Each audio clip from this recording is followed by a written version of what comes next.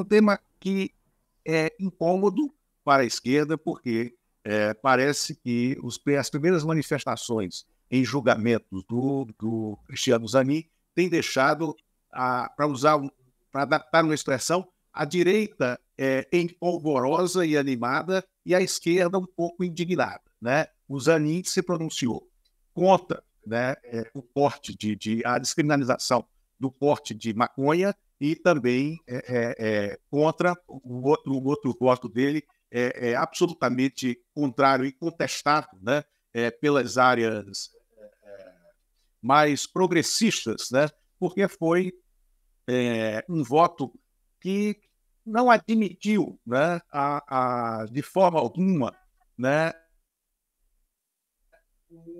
a equiparação da homofobia à injúria racial, né? E também ele foi a favor do julgamento de juízes, né, que podem julgar ações patrocinadas por advogados de parentes, né? Que tenham por advogado parentes, né? E também contra a aplicação do princípio da insignificância para furtos de até R$100, né? Criou uma indignação no ambiente de esquerda.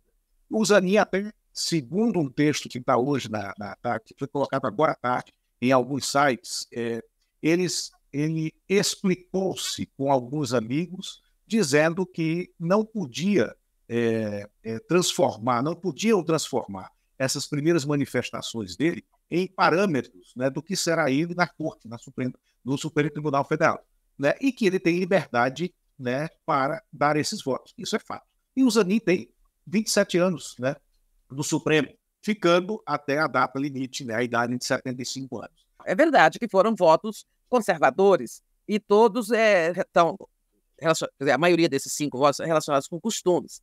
No caso da maconha, inclusive, está mal explicado.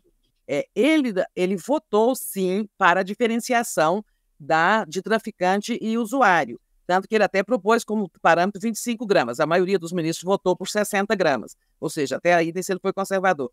Ele votou contra a supressão do artigo que torna crime portar, carregar, guardar, armazenar, ou seja, a descriminalização propriamente dita.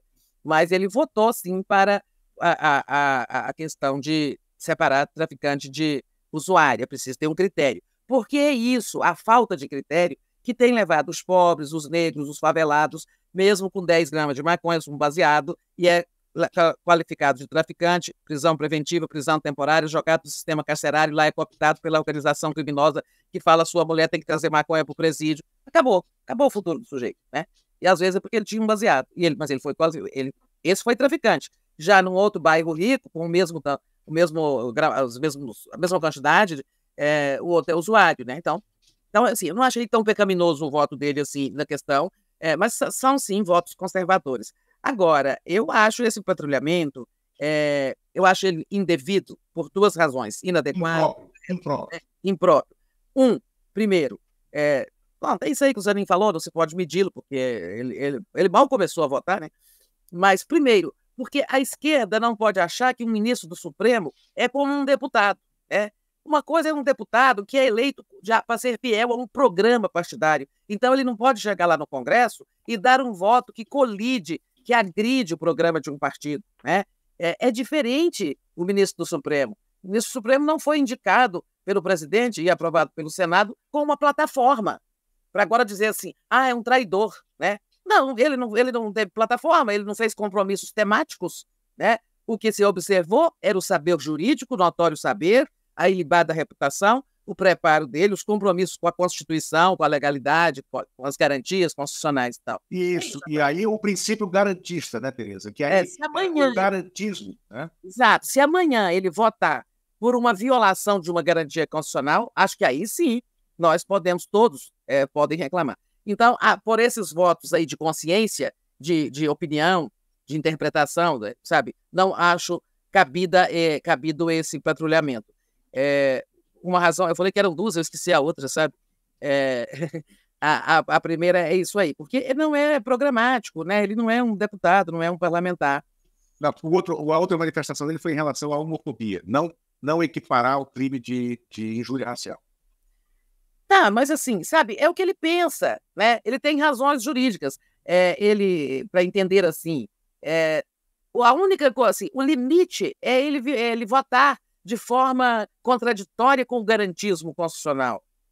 Exatamente. Sabe? Isso é o limite. No mais, vai acontecer, ele nem sempre ele vai votar. Ele não é um representante da esquerda, nem um representante do PT. A Bernadette Moreira está achando que existe um patrulhamento aqui na PV 247. Ela fala assim, tem direito de criticar o posicionamento de autoridade pública. Claro. A gente em nenhum momento nega esse direito. Só acho que não é, sabe, não é adequado porque não se trata de um parlamentar, de um senador, de um governante. Quer dizer, a figura de um ministro da Suprema Corte é diferente. Ela não foi lá para representar esta ou aquela corrente de pensamento. Mas também, no primado da liberdade de expressão, todo mundo tem direito de criticar, sim. Claro. Criticar, espinafrar e tal.